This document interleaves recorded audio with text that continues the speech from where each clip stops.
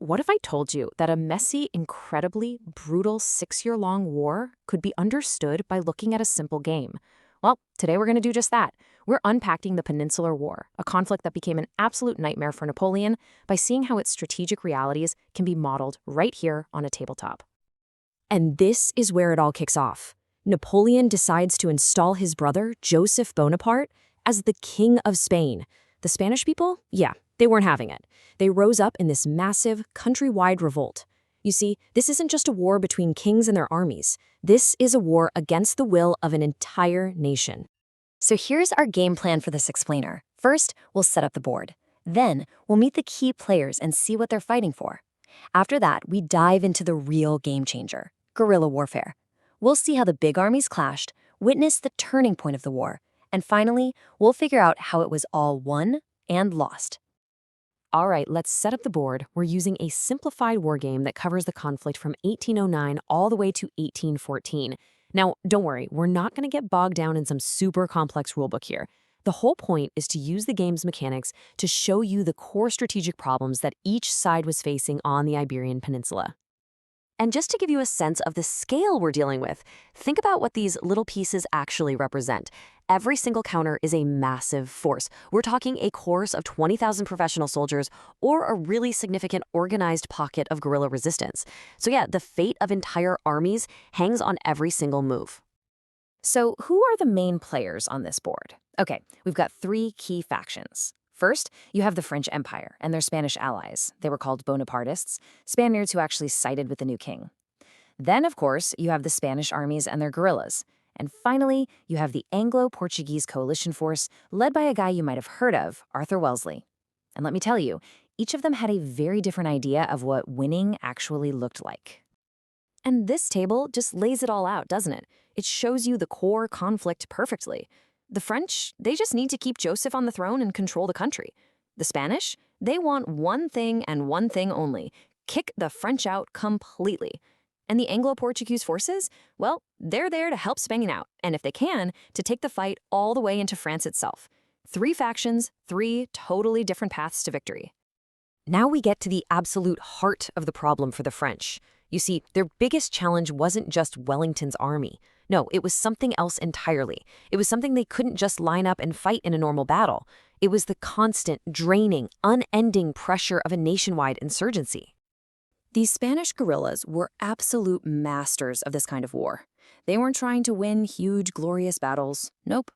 Instead, they were attacking supply lines, ambushing patrols, and most importantly, they forced the French to spread their forces super thin across the entire country, just to maintain basic control. And that dispersal, it was strategically fatal. So how do you even model that kind of chaos in a game? Well, you do it with a simple, elegant, and totally brutal mechanic. If a French army is in a region with guerrillas and it wants to move, you have to roll a die. There's a 50% chance, literally a coin flip, that their entire 20,000-man army is just stuck, completely pinned down for the whole turn by local resistance. I mean, just think about the power of that for a second.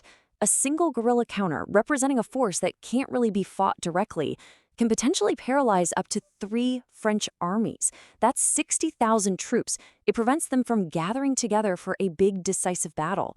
It is the definition of asymmetric warfare. And here's the real kicker for the French commander. This problem, it never, ever goes away. These guerrilla counters are put on the board at the start of the game, and they can never be removed. They represent a permanent, unending state of revolt. It's a constant drain and a constant threat. But okay, beyond that shadow war with the guerrillas, there was still a huge conventional conflict raging.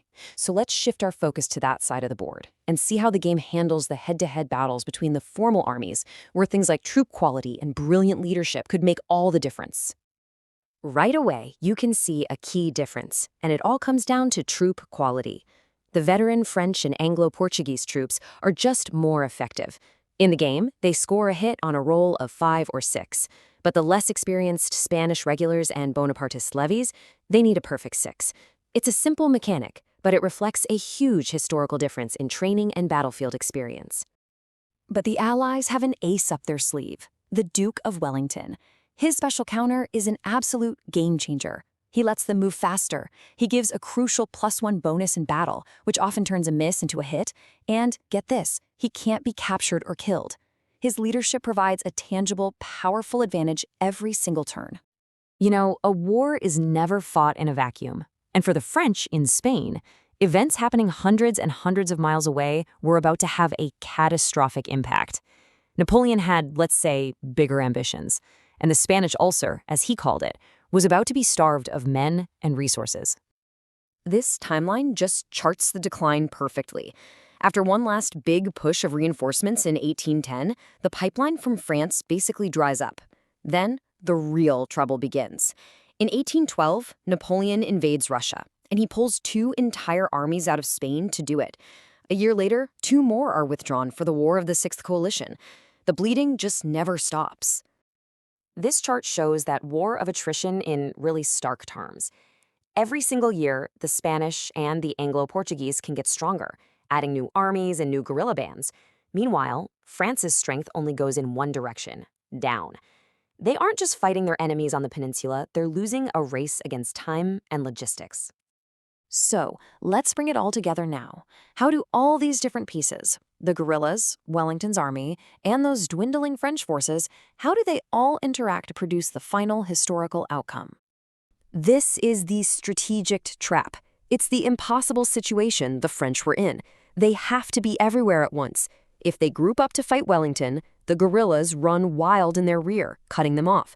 But if they spread out to fight the guerrillas, Wellington can just pick off their isolated armies one by one.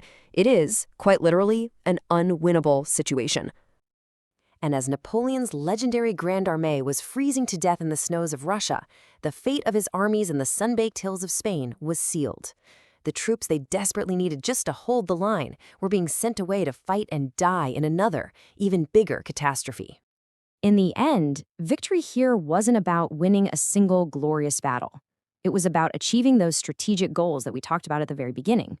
And for France, with its forces pinned by guerrillas, battered by Wellington, and bled dry by other wars, holding on to Spain simply became impossible.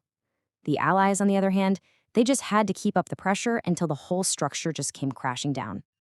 And that leaves us with one final big question.